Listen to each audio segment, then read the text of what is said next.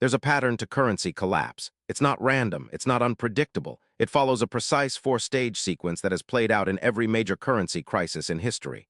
Weimar Germany in 1923, Argentina in 1989, Zimbabwe in 2008, Venezuela in 2016, Yugoslavia in 1994, Hungary in 1946. The pattern never changes, only the speed varies.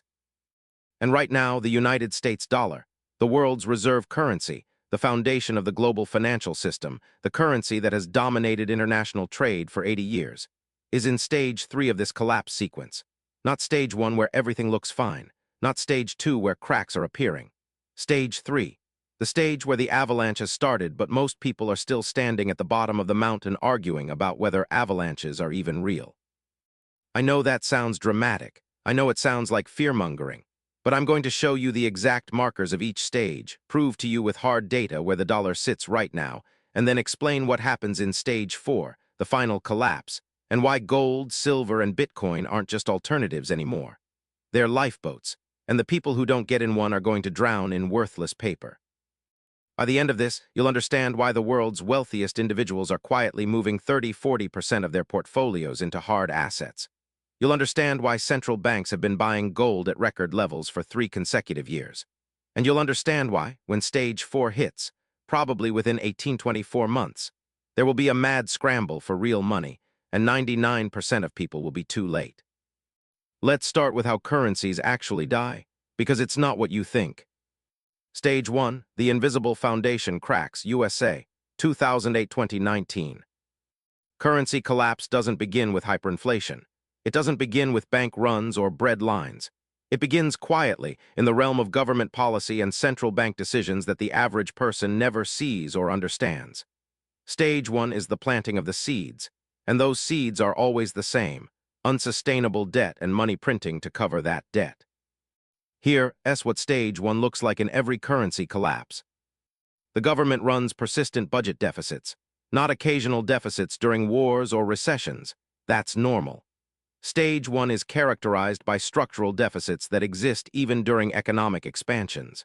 The government spends more than it collects in taxes year after year, regardless of economic conditions. The central bank monetizes the debt. This is fancy language for printing money to buy government bonds.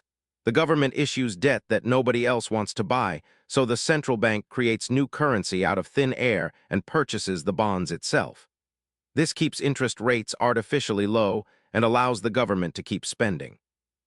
Asset prices inflate while real productivity stagnates. Stock markets reach all-time highs not because businesses are doing better, but because there's more money chasing the same number of investments. Real wages for workers stay flat or decline, but housing prices, stock prices, and luxury goods prices soar.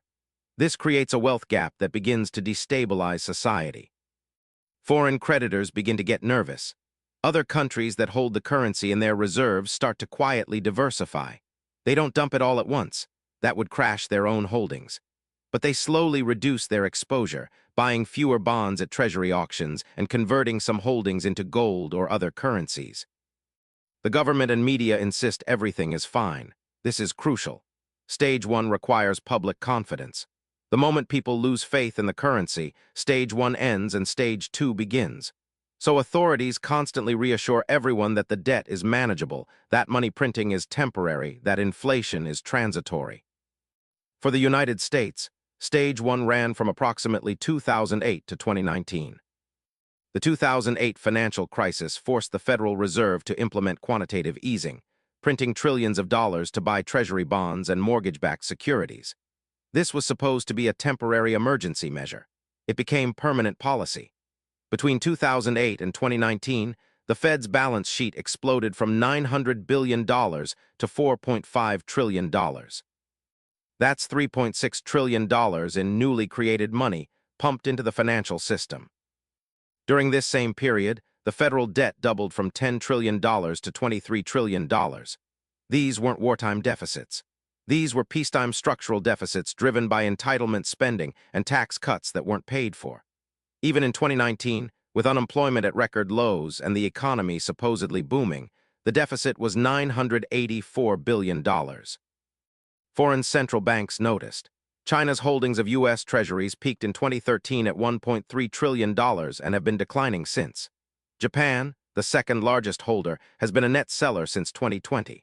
Russia dumped nearly all of its treasury holdings between 2018 and 2019. These are not random decisions. These are strategic moves by governments that see what's coming. But the economy was still growing. Inflation was low, officially around 2%. The stock market was hitting new highs. Life felt normal for most Americans. This is the trap of stage one. Everything looks fine right up until the moment it doesn't. The foundation is cracking, but the house is still standing, so nobody evacuates. Stage 1 ended in March 2020.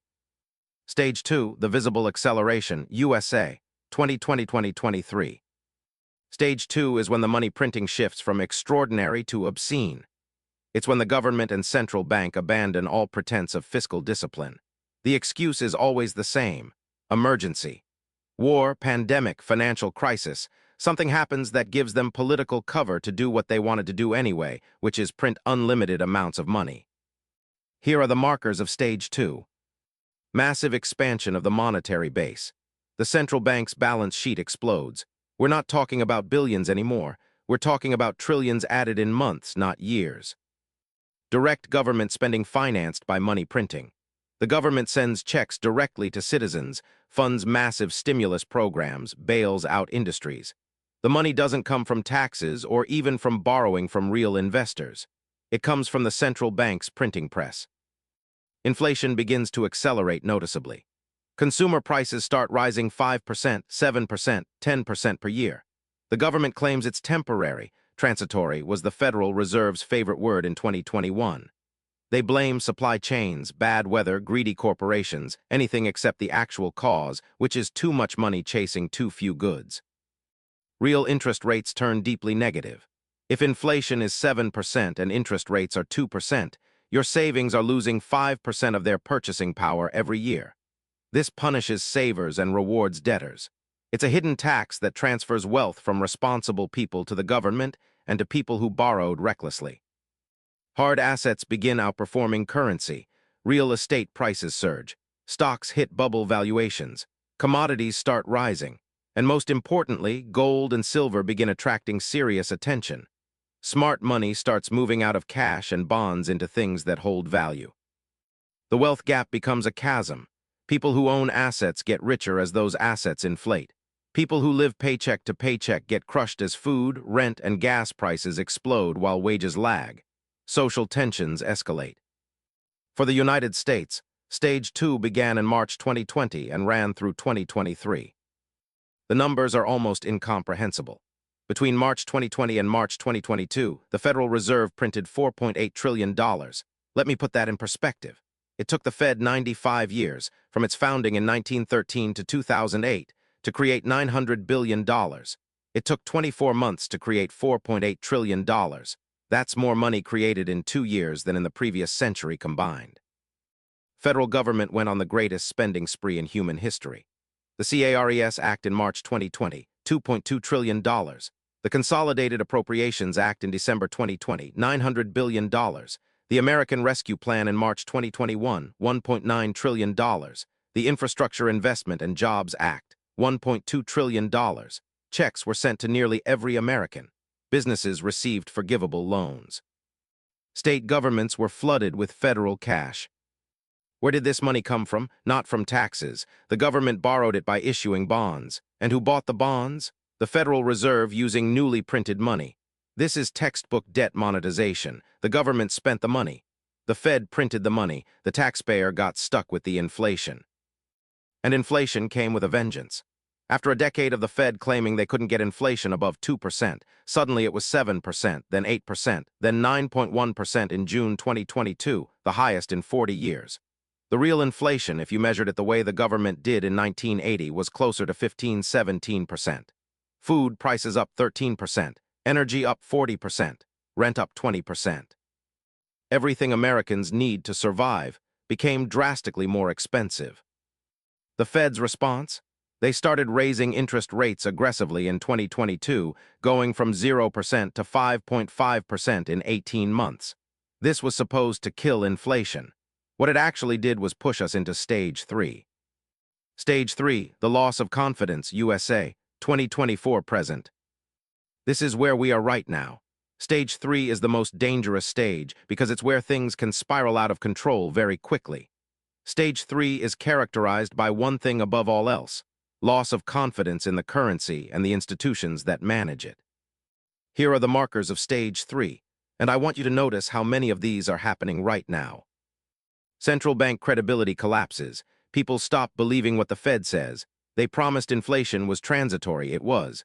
They promised rate hikes wouldn't cause a recession, but regional banks started failing. They promised the banking system was sound. Then Silicon Valley Bank, Signature, and First Republic collapsed in a week. Each broken promise destroys more trust. The government is forced to choose between inflation and default. This is the trap. They can keep interest rates high to fight inflation, but that makes the interest payments on the $34 trillion debt unpayable. Or they can lower rates and print more money to fund the debt, but that causes inflation to explode again. There is no good option. Both paths lead to destruction. De-dollarization accelerates. Other countries actively seek alternatives to the dollar for international trade. They start trading oil in yuan or rupees instead of dollars. They sign bilateral trade agreements that bypass the dollar entirely. They dump treasury holdings and buy gold instead. This reduces global demand for dollars, which is inflationary for Americans. Banks become unstable despite recovery. The banking crisis doesn't end with a few failures. It's ongoing. More banks show signs of stress. Commercial real estate loans start defaulting. Depositors stay nervous, ready to run at the first sign of trouble. The FDIC's insurance fund becomes inadequate. Gold and Bitcoin surge as alternative money. This is the tell. When people lose faith in the currency, they flee to assets that can't be printed. Gold breaks out to new all-time highs. Silver follows. Bitcoin, despite its volatility, becomes a serious store of value competitor. Central banks worldwide buy gold at record levels. They're voting with their reserves. The government becomes increasingly authoritarian about money. They crack down on cash transactions. They push digital currency narratives. They increase reporting requirements for gold and crypto. They demonize alternative currencies as tools for criminals and tax evaders. This is desperation. When a government fears competition for its currency, that currency is dying. Social cohesion breaks down. Crime rises. Political polarization intensifies. People stop trusting institutions. There's a sense that the system is rigged and failing. Historical grievances surface. Societies in Stage 3 become unstable because the middle class, the glue that holds society together, is being destroyed by inflation. Every single one of these markers is present in the United States right now. Let's go through them. The Federal Reserve's credibility is in shambles. Jerome Powell spent all of 2021 saying inflation was transitory. He was catastrophically wrong. The Fed then raised rates so fast they triggered a regional banking crisis in March 2023. They had to backtrack and inject emergency liquidity while claiming they weren't doing QE. Nobody believes them anymore. The debt trap is closing. Interest payments on the federal debt hit $1.1 trillion in fiscal year 2023. That's more than defense spending, more than Medicare, and it's accelerating. The Congressional Budget Office projects interest payments will hit $1.6 trillion by 2033. But here's the thing. Those projections assume interest rates stay around 3.54%. If rates spike to 6-7% because Treasury auctions start failing, interest payments could hit $2.5 trillion. That's half of all federal revenue just going to interest. The government would have to slash spending by 50% or print money to cover the gap. They'll print. De-dollarization is no longer a conspiracy theory. It's official policy for multiple countries. The BRICS nations, Brazil, Russia, India, China, South Africa, are actively developing alternatives to the dollar for trade settlement. Saudi Arabia, which has priced oil in dollars since 1974, is now accepting yuan for oil sales to China. The UAE is conducting bilateral trade in local currencies. France bought natural gas from China settled in yuan, not dollars. These are tectonic shifts. And then there's gold. In 2022, central banks bought 1,136 tons of gold, the highest level in 55 years. In 2023, they bought another 1,037 tons. China, Russia, India, Turkey, Poland, all massively increasing their gold reserves while selling dollars. Why? Because they see what's coming. They're preparing for a post-dollar world. Gold hit new all-time highs above $2,700 per ounce in 2024. Silver is breaking out of decade-long suppression. Bitcoin, despite regulatory attacks, has proven itself as a legitimate store of value, with institutional adoption growing. These aren't coincidences. These are market signals screaming that the dollar is dying. Meanwhile, the government is pushing central bank digital currency, CBDC, narratives. They're expanding reporting requirements through IRS Form 8300. They're trying to regulate crypto into submission. They're preparing the infrastructure for financial control because they know what's coming in Stage 4. Stage 4, the collapse and the reset, coming 2026-2027. Stage 4 is the endgame. This is when the currency doesn't just decline, it fails. Faith is completely lost. People reject the currency. Hyperinflation sets in, or the government is forced into an emergency monetary reset, or both. Stage 4 can last months or years depending on how quickly the government acts and how much violence accompanies the transition. Here's what Stage 4 looks like. Hyperinflation or emergency currency reform. Prices start doubling every few months, then every few weeks. The government prints faster and faster trying to fund itself, which makes inflation worse, which forces more printing. Or the government preemptively announces a currency reset. 100 old dollars for one new dollar, your bank account is now 1% of what it was. Either way, savings are destroyed. Banks fail en masse or are nationalized. The banking system collapses under the weight of bad loans and depositor flight. The government either lets them fail, chaos, or seizes them and nationalizes the banking system. Your deposits become government property, convertible only to the new digital currency at whatever exchange rate they dictate. Cash becomes scarce or worthless. ATMs run out, people can't access their money, or cash becomes so worthless that people refuse to accept it. You show up with a suitcase of bills and the store owner laughs at you. Only hard assets have value. Capital controls and asset confiscation. The government bans taking money out of the country. They freeze accounts of anyone trying to flee. They force conversion of gold, silver, and crypto to the new digital currency under penalty of imprisonment. Executive Order 6102 happens again, this time including Bitcoin. Gold, silver, and Bitcoin become the new money. While the official currency collapses, alternative currencies emerge. People trade in gold and silver coins. Bitcoin transactions happen peer-to-peer outside the government system. Black markets flourish. The economy splits into two, the official economy using the broken government currency and the real economy using hard assets. Social breakdown and potential violence. Food shortages, energy shortages, crime waves. Governments become authoritarian trying to maintain control. Some countries descend into civil unrest or even civil war. The middle class is wiped out. Only people who position themselves in hard assets before the collapse survive with their wealth intact. Historical examples of Stage 4. Weimar Germany, 1923. A loaf of bread cost 200 billion marks. Workers were paid twice a day because prices doubled by afternoon. The Papiermark became worthless. People burned currency for heat because it was cheaper than firewood.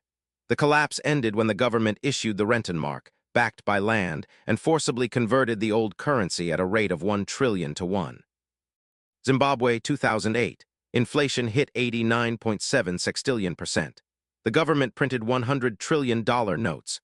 Nobody used the Zimbabwe dollar. Everything was priced in US dollars, South African rand, or gold. The government eventually abandoned the Zimbabwe dollar entirely and adopted foreign currencies. People who held Zim dollars lost everything. People who held gold were fine. Venezuela, 2016 present.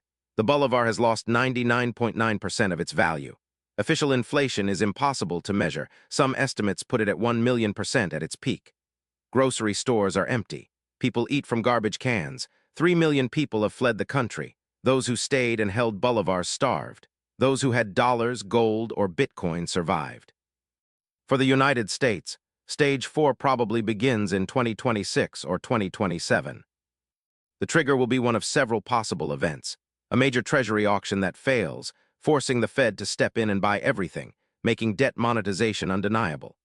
A wave of regional bank failures when commercial real estate loans default en masse, overwhelming the FDIC. A geopolitical event that causes foreign creditors to dump treasuries simultaneously, spiking interest rates and collapsing the bond market. A confidence crisis where dollar holders worldwide suddenly decide to exit at the same time. When Stage 4 hits the United States, it will be faster and more brutal than any previous currency collapse because of the dollar's role as the world reserve currency. When confidence breaks, the entire global financial system breaks with it. The cascade will be measured in days, not months. Why gold, silver, and Bitcoin are the lifeboats. When the ship is sinking, you don't debate which lifeboat is best. You get in one. But let me explain why these three assets specifically are the survivors of currency collapse.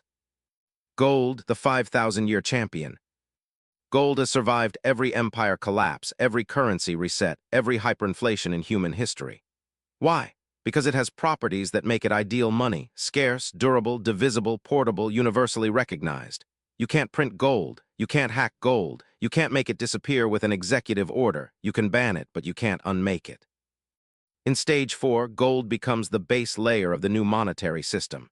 It always has. Every currency reset in history has involved gold somehow, either backing the new currency or becoming the medium of exchange during the transition.